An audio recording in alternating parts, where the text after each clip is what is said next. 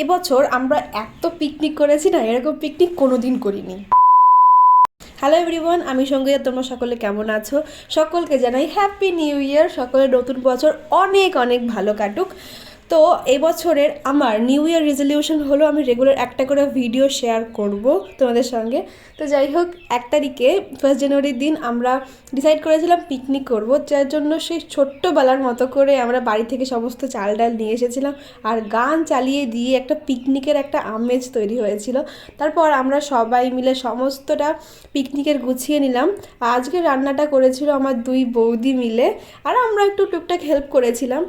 তো এবছর আমরা এত পিকনিক করেছি, কিন্তু আনফর্চুনেটলি তোমাদের সঙ্গে আমি একটা ভিডিও শেয়ার করতে পারিনি, কিন্তু ইচ্ছা আছে তোমাদের সঙ্গে সেগুলো শেয়ার করার। তো যাই হোক, এই দেখো এখানে আমরা ম্যাজিক করে আগুন ছাড়া পাঁপড় ভাজা করছিলাম। তো আমরা পাঁপড় টাপড় ভাজা করার পর সেই গ্যাসেই আবার চাটনি বসিয়ে দিয়েছিলাম। আর আমার কাজ তো রান্না না, আমি সুন্দর করেই গান চালাচ্ছিলাম। এই গানটা ছাড়া কি পিকনিক হতে পারে? তোমরাই কমেন্ট করে আমাকে জানিও। তো যাই হোক, চাটনি একদিকে হচ্ছে, আরেকদিকে আমাদের ভাত হয়ে গেছিলো প্রায়।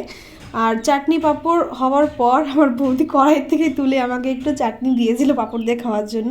চলো তোমাদের সঙ্গে একটা হ্যাক শেয়ার করি চাটনিটাকে আরও বেশি টেস্টি করে দেওয়ার। যখন চাটনিটা হয়ে যাবে তারপর ওর মধ্যে একটু লেবু দিয়ে ভালো করে মিশিয়ে নিতে হবে, তাহলে চাটনির টেস্ট একদম দ্বিগুণ হয়ে যায়।